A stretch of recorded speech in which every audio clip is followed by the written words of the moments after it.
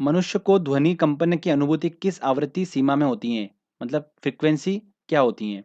तो मनुष्य को जो ध्वनि सुनाई देती है उसकी फ्रीक्वेंसी कितनी होती है, 20 से 20,000 हर्ट्ज के बीच में। इस फ्रीक्वेंसी वाली ध्वनि को ही मनुष्य सुन सकता है। ओके, तो आंसर डी सही होगा।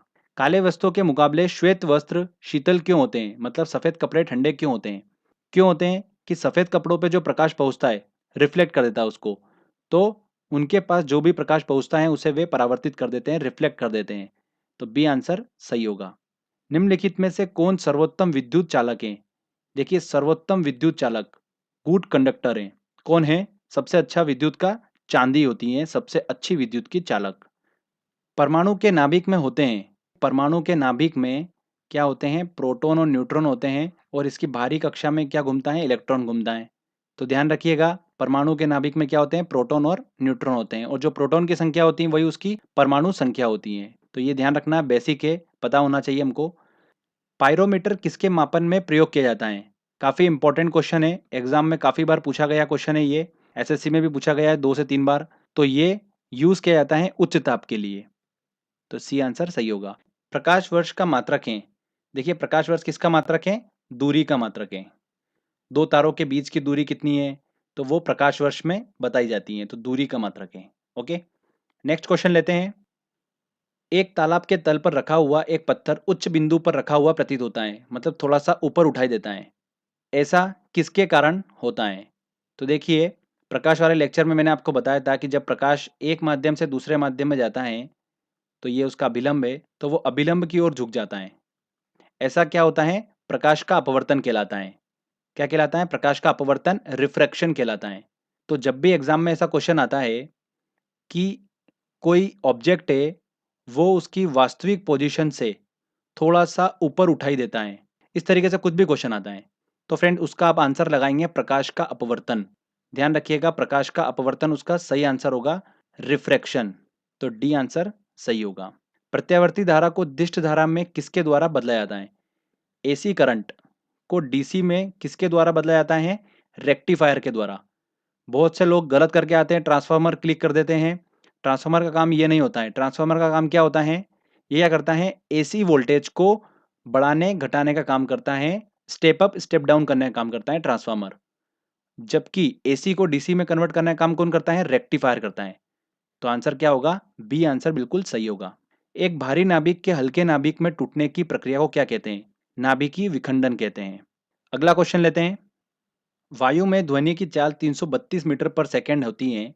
यदि दाब बढ़ाकर दुगना कर दिया जाए तो ध्वनि की चाल होगी। देखिए, ध्वनि की जो चाल होती है वो दाब पे डिपेंड नहीं करती है। तो दाब चाहे बढ़ा लो, दुगना कर लो, तिगुना कर लो, ध्वनि की चाल वही की वही रहेगी। तो आंसर क्या होगा, 332 मीटर पर सेकंड। क्रिकेट की गेंद को किस कोण से मारा जाना चाहिए ताकि वह अधिकतम दूरी तक जा सके। तो किस डिग्री पे मारना चाहिए, 45 डिग्री के एंगल पे मारना चाहिए, जिससे कि वो अधिकतम दूरी तक जा सकेगी। प्रकाश के चिकने पृष्ठ से टकराकर वापस लौटने की घटना को क्या कहते हैं, प्रकाश का परावर्तन कहते हैं, रिफ्लेक्शन कहते हैं। वायु की आर्द्रता को मापने के लिए कौन सा यंत्र प्रयोग में लाया जाता है। तो हाइग्रोमीटर यूज किया जाता है। काफी इंपॉर्टेंट क्वेश्चन है और एग्जाम में काफी बार पूछा गया है। हाइड्रोजन बम आधारित होता है, तो हाइड्रोजन बम जो है वो नाभिकीय संलयन पे आधारित होता है। देखिए, दो क्वेश्चन बहुत कंफ्यूज करेंगे आपको, हाइड्रोजन बम और परमाणु बम। हाइड्रोजन बम जो है वो नाभिकीय संलयन प्रक्रिया पर आधारित होता है, और परमाणु बम जो होता है वो नाभिकीय विखंडन पर आधारित होता है। तो इन दोनों पे कंफ्यूज मत होइएगा, बार बार एग्जाम में पूछा जाता है ये क्वेश्चन। ध्वनि की तीव्रता मापने की इकाई है, तो डेसिबल है। अगला क्वेश्चन लेते हैं। सूर्य की ऊर्जा उत्पन्न होती है नाभिकीय संलयन द्वारा। ये हम काफी बार डिस्कस कर चुके हैं। गुरुत्वाकर्षण का सिद्धांत किसने दिया है, तो गुरुत्वाकर्षण का सिद्धांत दिया है आइजैक न्यूटन ने। निकट दृष्टि दोष से पीड़ित व्यक्ति के चश्मे में प्रयोग किया जाता है, क्या यूज किया जाता है, अवतल लेंस यूज किया जाता है। आप मेरा प्रकाश वाला लेक्चर देख सकते हो, उसमें मैंने आपको ट्रिक के माध्यम से बता रखा है, आप आसानी से सॉल्व कर पाएंगे। ट्रांसफार्मर प्रयुक्त होते हैं, तो ट्रांसफार्मर का काम क्या होता है, देखिए, एसी वोल्टेज को बढ़ाने घटाने का काम करते हैं, स्टेप अप स्टेप डाउन। तो एसी वोल्टेज का उच्चाई और अपचाई करने के लिए सी आंसर सही होगा। वर्षा की बूंदों की गोलाकार आकृति का कारण है, क्या है, सरफेस टेंशन, पृष्ठ तनाव। दूरबीन का आविष्कार किया था, किसने करा था, गैलीलियो ने दूरबीन का आविष्कार करा था। चलिए अगला क्वेश्चन देखते हैं। निम्न में से किस एक में ध्वनि की चाल सबसे तेज होती है? तो देखिए मैं आपको बता चुका हूँ ध्वनि की जो चाल होती है वो ठोस में सबसे ज़्यादा होती है, फिर उसके बाद द्रव में और सबसे कम होती है गैस में। तो देखिए वायु, जल, लकड़ी और निर्वात। निर्वात में तो ध्वनि ट्रेवल करती ही नहीं है। लकड़ी जो है वो ठोस है। सबसे तेज जो चाल होगी ध्वनि की वो होगी लकड़ी में। तो सी आंसर सही होगा। हमें वास्तविक सूर्योदय से कुछ मिनट पूर्व ही सूर्य दिखाई देने का कारण है। तो सूर्य देखिए अपनी वास्तविक पोजीशन से थोड़ा सा हट के दिखाई देता है और ये होता है प्रकाश के अपवर्तन के कारण। बता चुका हूं आपको मैं, रिफ्रैक्शन के कारण। ओके। कार्य का मात्रक है। कार्य का मात्रक क्या है? जूल कार्य का मात्रक है। ये एक अदिश राशि है, स्केलर क्वांटिटी है। ठीक है, इसका मात्रक क्या है? न्यूटन। बिजली के बल्ब का फिलामेंट किस चीज का बना होता है? तो वो बना होता है टंगस्टन का। प्रेशर कुकर में खाना जल्दी पकता है क्योंकि, देखिए प्रेशर कुकर में क्या होता है, प्रेशर बढ़ता है तो उससे जो वाटर होता है उसका बॉइलिंग पॉइंट जो होता है वो क्या होता है, बढ़ जाता है। क्वथनांक जो होता है वो बढ़ जाता है। इस वजह से प्रेशर कुकर में खाना जो है वो जल्दी पकता है। तो अधिक दाब होने की वजह से क्वथनांक बढ़ जाता है पानी का। देखिए आंसर सी बिल्कुल सही होगा। ध्वनि नहीं गुजर सकती है, तो ध्वनि देखिए कहाँ से, ध्वनि जो होती है उसको माध्यम की जरूरत होती है। तो जल एक माध्यम है, स्टील एक माध्यम है, मतलब निर्वात कोई माध्यम नहीं है।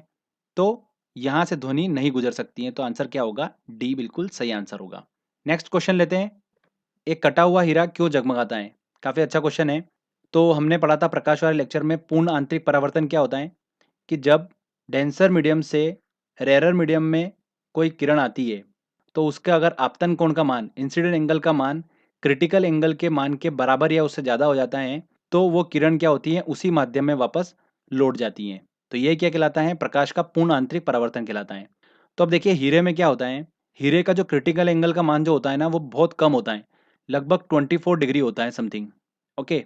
तो जब प्रकाश की किरण हीरे में प्रवेश करती है तो चूंकि इसे क्रिटिकल एंगल का मान बहुत कम है तो बार बार अंदर क्या होती हैं, वो रिफ्लेक्ट होती रहती हैं, परावर्तित होती रहती हैं। जब तक इंसिडेंट एंगल का मान क्रिटिकल एंगल के मान के बराबर या उससे ज़्यादा नहीं हो जाता है तब तक वो किरण बाहर नहीं निकल पाती है। जैसे ही वो क्रिटिकल एंगल के बराबर होता है इंसिडेंट एंगल का मान, किरण बाहर आ जाती है और हमारे आंखों तक पहुंचती है तो हमें हीरा चमकता हुआ दिखाई देता है। तो ये इसका कारण है, पूर्ण आंतरिक परावर्तन। तो आंसर क्या होगा? सी सही आंसर होगा। देखिए अगला क्वेश्चन, डायनेमो एक मशीन है जिसका काम है, तो ये मैं आपको ट्रिक से बता चुका हूँ पहले भी। तो देखिए मैंने क्या बताया था कि डायनेमो में पीछे का हमको लेना है दो वर्ड, एम और ओ। तो ओ को हमने बनाया था ई, तो एम से ई मतलब मैकेनिकल एनर्जी को इलेक्ट्रिक एनर्जी में कन्वर्ट करने का काम करता है डायनेमो। तो मैकेनिकल एनर्जी मतलब यांत्रिक ऊर्जा, इलेक्ट्रिक एनर्जी मतलब विद्युत ऊर्जा। तो यांत्रिक ऊर्जा को विद्युत ऊर्जा में परिवर्तन करने का काम करता है डायनेमो। डी आंसर सही होगा। परमाणु में प्रोटॉन रहते हैं, परमाणु में प्रोटॉन कहाँ रहते हैं? उसके नाभिक में रहते हैं, तो नाभिक के भीतर रहते हैं। ये आंसर सही होगा। ध्वनि तरंगे सर्वाधिक तीव्र गति करती हैं, काय में करती हैं? ठोसों में करती है। ठंड के दिनों में लोहे के गुटके और लकड़ी के गुटके को प्रातः काल में छुए तो लोहे का गुटका ज्यादा ठंडा लगता है क्योंकि जो लोहे का गुटका होता है वो क्या होता है, ऊष्मा का अच्छा अवशोषक होता है, और जो ऊष्मा का उतना अच्छा अवशोषक होता है उतना उत्सर्जक भी होता है। तो लोहे का गुटका जो होता है वो क्या होता है, अच्छा चालक होता है। तो लकड़ी की तुलना में लोहा जो होता है वो ऊष्मा का अच्छा चालक होता है। बी आंसर सही होगा। फेदोमीटर का उपयोग किसके मापन में किया जाता है? तो फेदोमीटर का उपयोग किया जाता है समुद्र की गहराई नापने में। आंसर क्या होगा? सी आंसर होगा। नेक्स्ट क्वेश्चन लेते हैं। ट्रांसफार्मर किससे काम करता है? तो ट्रांसफार्मर जो करता है काम सिर्फ और सिर्फ एसी पर, केवल प्रत्यावर्ती धारा से। न्यूट्रॉन की खोज की थी, न्यूट्रॉन की खोज किसने की थी? जेम्स चैडविक ने। नाभिकीय रिएक्टरों में ऊर्जा उत्पन्न होती है, नाभिकीय रिएक्टर में ऊर्जा उत्पन्न होती है नियंत्रित विखंडन द्वारा। सी आंसर सही होगा। देखिए अगला क्वेश्चन, मनुष्य के लिए मानक ध्वनि स्तर हैं। तो जो वर्ल्ड हेल्थ ऑर्गेनाइजेशन है उसने मनुष्य के लिए मानक ध्वनि स्तर कितना बताया है? लगभग 40 डेसिबल बताया है। ठीक है। अगर 75 डेसिबल की ध्वनि अगर मनुष्य के कान तक पड़ती है तो वो हानिकारक होती है। 90 डेसिबल में तो मनुष्य जो है वो बहरा हो जाता है, और अगर इससे ऊपर जाती है तो इंसान पागल भी हो जाता है। तो कंडीशन के हिसाब से देखिए 40 के आसपास कौन सा ऑप्शन दिख रहा है? 60, मतलब डी आंसर सही होगा। इलेक्ट्रिक करंट का यूनिट निम्न में से कौन सा है? तो एम्पियर है। देखिए अगला क्वेश्चन काफी इंटरेस्टिंग क्वेश्चन है और एग्जाम में काफी पूछा जाता है ये क्वेश्चन। भिन्न भिन्न द्रव्यमानों के दो पत्थरों को एक भवन के शिखर से एक साथ गिराया जाता है, तो छोटा पत्थर पहले पहुंचेगा कि बड़ा पत्थर पहले पहुंचेगा कि दोनों पत्थर एक साथ जमीन पहुंचेंगे, ऐसा क्वेश्चन पूछा जाता है। तो इसके पीछे सिंपल सा लॉजिक है। देखिए देखिए गति के समीकरण हमको पता ही होता है, जब गुरुत्व के अधीन गति करता है तो देखिए वी स्क्वायर इक्वल टू क्या होता है, यू स्क्वायर प्लस 2gh। आप सभी को पता ही होगा, वी जो है ये क्या अंतिम वेग है, यू जो है वो प्रारंभिक वेग है। तो चूंकि दोनों को हमने एक साथ छोड़ा तो प्रारंभिक वेग तो क्या है उसका जीरो है, तो वी स्क्वायर इक्वल टू क्या हो गया, 2gh हो गया, यू स्क्वायर की वैल्यू जीरो हो गई।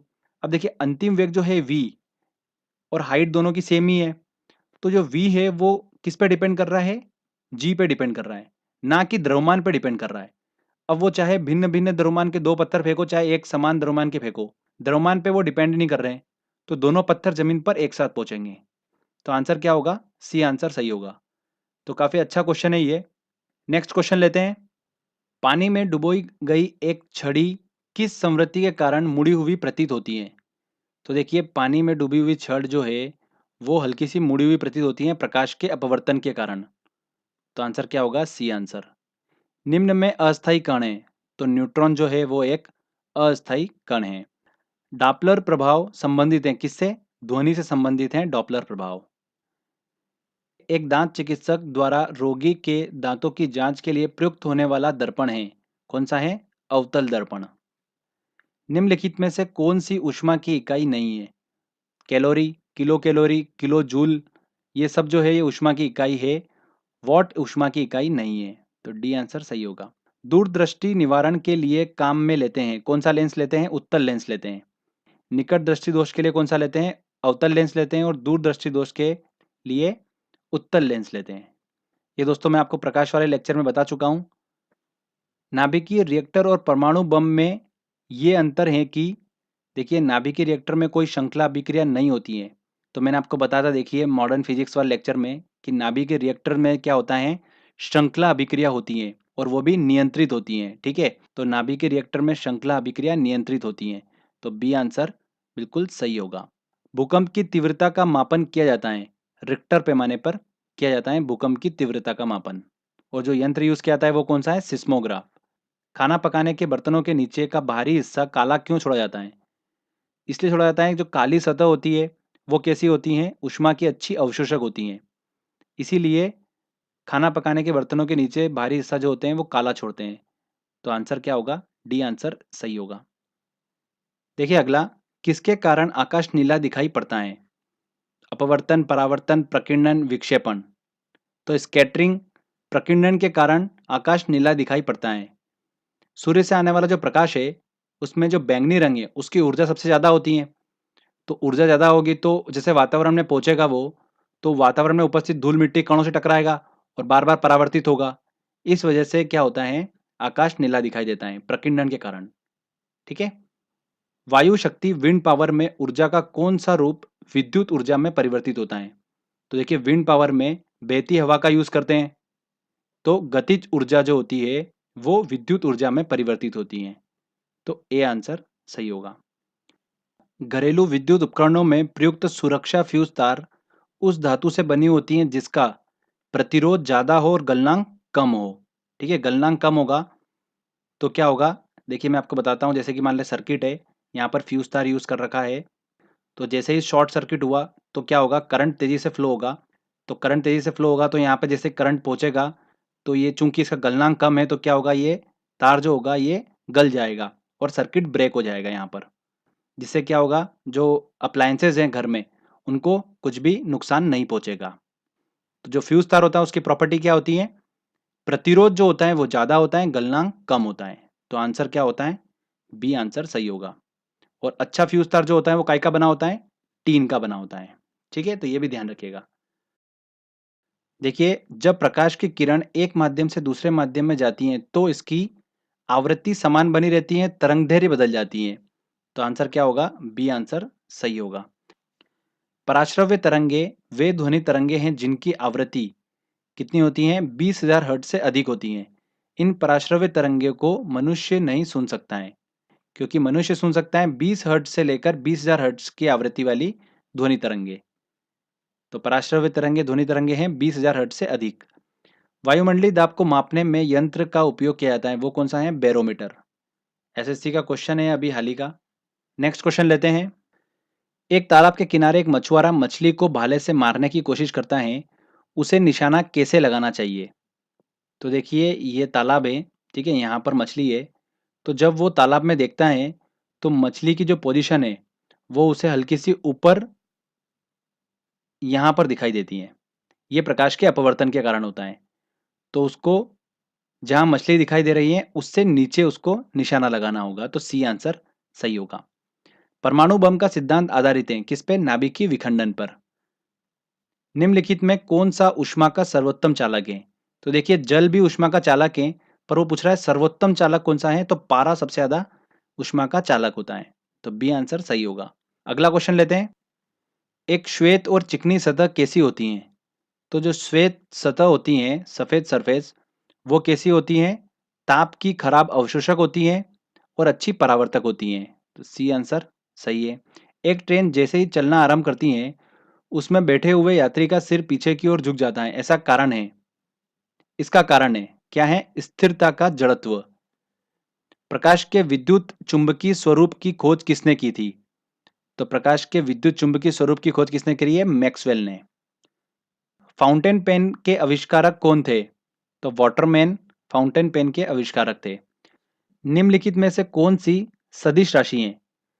तो सदिश राशि क्या होती है कि वह भौतिक राशि जिनमें परिणाम और दिशा दोनों ही हो, उसे ही हम बोलते हैं सदिश राशि। ओके। और विस्थापन जो होता है वो क्या होता है? किसी वस्तु द्वारा एक निश्चित दिशा में चली गई दूरी विस्थापन कहलाती है। तो यहाँ पर क्या है? डायरेक्शन है। तो ये क्या है? सदिश राशि हुई। सी आंसर सही होगा। और कौन कौन सी सदिश राशि होती है? देखिए संवेग होता है, बल होता है, त्वरण, ये सब सदिश राशि होती है। सूर्योदय और सूर्यास्त के समय आसमान में लाल रंग किसके कारण होता है? वो होता है स्कैटरिंग, प्रकीर्णन के कारण होता है। देखिए पृथ्वी और सूर्य के बीच में सूर्योदय और सूर्यास्त के समय जो डिस्टेंस होती है वो ज़्यादा होती है, और उस समय जो प्रकाश आता है उसमें लाल रंग का जो प्रकाश है उसकी तरंगदैर्घ्य चूंकि ज़्यादा होती है तो वही पृथ्वी तक पहुंच पाता है। कम तरंगदैर्घ्य वाला जो प्रकाश है, बैंगनी रंग हुआ, ये कम तरंगदैर्घ्य वाले प्रकाश हैं, तो ये क्या होते हैं? पृथ्वी तक नहीं पहुंच पाते हैं। तो लाल रंग का जो प्रकाश होता है वो पृथ्वी तक पहुंच पाता है, जो कि वातावरण में उपस्थित धूल मिट्टी कणों से टकराता है और परावर्तित हो जाता है, जिस वजह से क्या होता है? हमें आसमान लाल रंग का दिखाई देता है। तो प्रकीर्णन के कारण होता है वो, स्कैटरिंग के कारण। समझ में आया आपको? अगला क्वेश्चन लेते हैं। टेलीविजन का आविष्कार किसने किया? तो बेयर्ड ने टेलीविजन का आविष्कार किया था। अत्यधिक शीत ऋतु में पहाड़ों पर पानी की पाइपलाइनें फट जाती हैं, इसका कारण है? इसका कारण एक ही है कि पानी जो होता है वो जमने पे क्या होता है? फैलता है। इस वजह से शीत ऋतु में पहाड़ों पर पानी की पाइप जो होते हैं वो फट जाते हैं। सी आंसर सही होगा। किसी तत्व की परमाणु संख्या होती है, उसके नाभिक में उपस्थित प्रोटॉनों की संख्या ही क्या होती है? उसकी परमाणु संख्या होती है। निम्नलिखित में से किसने लेसर का आविष्कार किया था? तो थियोडोर मेमन ने लेसर का आविष्कार किया था। ये आंसर सही होगा। ध्वनि का पिच किस पर निर्भर करता है? आवृत्ति, तीव्रता, वेग और आयाम। तो पिच जो होता है वो निर्भर करता है, आवृत्ति पर निर्भर करता है। आवृत्ति ज्यादा होगी, पिच ज्यादा होगा, आवाज उतनी ही तीक्ष्ण होगी। अगला देखिए, वाहनों के अग्रदीपों में किस प्रकार के दर्पण का प्रयोग किया जाता है? तो परवलयी दर्पण का प्रयोग किया जाता है वाहनों के अग्रदीपों में। नेक्स्ट क्वेश्चन लेते हैं। पेनिसिलिन के आविष्कारक कौन थे? एलेक्जेंडर फ्लेमिंग, आप सभी को पता ही है। गर्मी के दिनों के दौरान मिट्टी के बर्तनों में रखा पानी ठंडा हो जाता है निम्न प्रक्रिया के कारण। किस कारण से होता है? वाष्पीकरण के कारण होता है। कैसे? देखिए मिट्टी का बर्तन होता है, ठीक है, जब इसमें पानी भरा जाता है तो यहाँ पर देखिए इसकी सरफेस पे छोटे छोटे असंख्य क्या होते हैं? छिद्र होते हैं। इसमें से पानी जो रीस करके आ जाता है इसकी बाहरी सरफेस पे आ जाता है। ये जो रिसा हुआ पानी जो होता है यहाँ से वेपराइज हो जाता है, वाष्पीकृत हो जाता है। तो जैसे वाष्पीकृत होता है तो जो बाहर की सरफेस है उसको क्या करता है? ठंडा कर देता है। तो वाष्पीकरण के कारण ऐसा होता है, ठीक है, कि मिट्टी के बर्तन में रखा पानी ठंडा होता है। विद्युत ऊर्जा को यांत्रिक में बदलने की युक्ति है। देखिए विद्युत ऊर्जा को यांत्रिक में बदलने की युक्ति है विद्युत मोटर। सी आंसर सही होगा। नेक्स्ट क्वेश्चन लेते हैं। यदि किसी प्रतिरोध तार को लंबा किया जाए तो उसका प्रतिरोध, तो प्रतिरोध जो होता है रेजिस्टेंस समानुपाती होता है तार की लंबाई के। तो तार की लंबाई अगर बढ़ाई जाएगी तो प्रतिरोध क्या होगा? बढ़ेगा। तो आंसर क्या होगा? ए सही होगा। एनीमोमीटर से निम्नलिखित में से किसका मापन किया जाता है? तो पवन वेग का मापन किया जाता है एनीमोमीटर से। काफी अच्छा क्वेश्चन है। सबसे कम तरंगदैर्घ्य वाला प्रकाश होता है, तो देखिए सबसे ज्यादा तरंगदैर्घ्य होती है लाल रंग की, सबसे कम किसकी होती है, बैंगनी रंग की। तो ध्यान रखिएगा। नेक्स्ट क्वेश्चन लेते हैं। राष्ट्रीय विज्ञान दिवस मनाया जाता है, कब मनाया जाता है? 28 फरवरी को मनाया जाता है राष्ट्रीय विज्ञान दिवस। फोटोन किसकी मूलभूत यूनिट है? तो प्रकाश की यूनिट है। चालक का विद्युत प्रतिरोध किससे स्वतंत्र होता है? तो देखिए जो प्रतिरोध होता है, रेजिस्टेंस होता है, वो दाब से स्वतंत्र होता है। तापमान, अनुप्रस्थ, परिच्छेद क्षेत्र, लंबाई, इन सब पे डिपेंड करता है। दाब से क्या होता है, वो स्वतंत्र होता है प्रेशर से। तो आंसर क्या होगा? बी आंसर सही होगा। अगला क्वेश्चन लेते हैं। निम्नलिखित में से किसने एक्स किरणों का आविष्कार किया था? तो किसने करा था? रॉन्टजन ने। अब देखिए अगला क्वेश्चन। निम्नलिखित में से किसमें उच्चतम ऊर्जा होती है? किसमें होगी? जिसकी तरंगदैर्घ्य सबसे कम होगी उसकी ऊर्जा ज्यादा होगी। तो देखिए बेजानी हपीनाला हमारा ट्रिक था। तो बे से बैंगनी, बैंगनी की सबसे ज्यादा ऊर्जा होगी। तो ऑप्शन में है नहीं बैंगनी। उसके बाद जामुनिया, जामुनिया भी नहीं है, तो बेजानी, उसके बाद आता है नीला। तो नीला ऑप्शन में है, तो आंसर क्या लगेगा? नीला लगेगा। सिटी स्कैन करने में प्रयोग में लाई जाती हैं, क्या लाई जाती हैं? एक्स किरण का यूज किया जाता है सिटी स्कैन करने में। दूरबीन का आविष्कार किया था, किसने किया था? गैलीलियो ने करा था दूरबीन का आविष्कार। मायोपिया से क्या तात्पर्य है? मायोपिया से तात्पर्य है निकट दृष्टि दोष, मतलब बी आंसर। ऑप्टिकल फाइबर जिस सिद्धांत पर काम करता है वह है, तो ऑप्टिकल फाइबर काम करता है पूर्ण आंतरिक परावर्तन पर, टोटल इंटरनल रिफ्लेक्शन। अगला क्वेश्चन लेते हैं। रॉन्टजेन ने आविष्कार किया था, किसका किया था? एक्सरे मशीन का आविष्कार किया था रॉन्टजेन ने। तरंगताल वास्तविक गहराई से कम गहरा दिखाई देता है, इसका कारण है, इसका कारण है अपवर्तन। 1 नैनोमीटर होता है, देखिए 1 नैनोमीटर बराबर होता है 10⁹ मीटर होता है। पर ये क्या पूछ रहा है? ऑप्शन में सेंटीमीटर पूछ रहा है। तो मीटर को सेंटीमीटर में कन्वर्ट करेंगे तो 100 का मल्टीप्लाई कर देंगे, ठीक है। तो देखिए क्या हो गया? 10⁻⁷ सेंटीमीटर। तो 1 नैनोमीटर बराबर 10⁻⁷ सेंटीमीटर होता है, ठीक है। तो आंसर क्या होगा? बी आंसर सही होगा। मरीचिका का बनना उदाहरण है, तो ये प्रकाश वाले लेक्चर में मैंने आपको अच्छे से एक्सप्लेन करा था इसको। किसका उदाहरण है? पूर्ण आंतरिक परावर्तन का। प्रकाश वोल्टीय सेल होते हैं, प्रकाश वोल्टीय सेल क्या होते हैं? सौर सेल होते हैं जो कि प्रकाश ऊर्जा को विद्युत ऊर्जा में परिवर्तित करते हैं। थ्योरी ऑफ रिलेटिविटी, सापेक्ष गति, किसने दिया है? आइंस्टीन ने दिया है। देखिए अगला क्वेश्चन काफी इंपॉर्टेंट है। किस ताप पे पानी का घनत्व अधिकतम होता है? तो देखिए जैसे जैसे बर्फ को पिघलाते हैं तो बर्फ का आयतन कम होता जाता है, और 4 डिग्री सेल्सियस तक इसका आयतन जो होता है वो आता आते सबसे कम हो जाता है। 4 डिग्री सेल्सियस के बाद इसका आयतन बढ़ने लग जाता है। तो 4 डिग्री सेल्सियस पे इसका आयतन सबसे कम होगा, तो घनत्व जो होगा वो सबसे ज्यादा होगा। आयतन सबसे कम होगा 4 डिग्री सेल्सियस पे और घनत्व सबसे ज्यादा होगा। तो क्या पूछ रहा है? वो घनत्व सबसे अधिकतम होता है 4 डिग्री सेल्सियस पे। भूकंप की तीव्रता किससे मापी जाती है? सिस्मोग्राफ से मापी जाती है भूकंप की तीव्रता। अगला है नाभिकीय रिएक्टर में भारी जल D2O का प्रयोग किस रूप में किया जाता है? मैंने आपको बताया था नाभिकीय रिएक्टर में भारी जल का उपयोग किया जाता है मंदक के रूप में, न्यूट्रॉनों की गति को कंट्रोल करने के लिए। तो आंसर क्या होगा? ए सही आंसर होगा। नेक्स्ट क्वेश्चन लेते हैं। एक हॉर्स पावर कितने वॉट के बराबर होता है? तो 746 वॉट के बराबर होता है। प्रकाश का रंग निर्धारित होता है किससे होता है? उसके तरंगदैर्घ्य से उसका रंग निर्धारित होता है। एक स्वतंत्र रूप से लटका हुआ चुंबक सदैव ठहरता है, उत्तर दक्षिण दिशा में ठहरता है। आंसर क्या होगा? C answer. देखिए अगला क्वेश्चन। पृथ्वी एक बहुत बड़ा चुंबक है, इसका चुंबकीय क्षेत्र किस दिशा में विस्तृत है? तो दक्षिण से उत्तर की ओर चुंबकीय क्षेत्र विस्तृत है।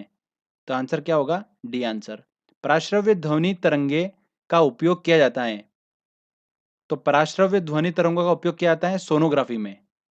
जो गर्भावस्था में शिशु के स्वास्थ्य के बारे में जानकारी प्राप्त की जाती है, सोनोग्राफी में पराश्रव्य ध्वनि तरंगों का उपयोग किया जाता है। तारों के मध्य दूरी मापने की इकाई है, कौन सी है? प्रकाश वर्ष। नेक्स्ट क्वेश्चन लेते हैं। वायु में प्रकाश की गति होती है, कितनी होती है? 3 × 10⁸ मीटर पर सेकेंड। ये आंसर बिल्कुल सही होगा। तो देखिए दोस्तों यहाँ पर हमारे 100 क्वेश्चन कंप्लीट हो गए हैं। Most important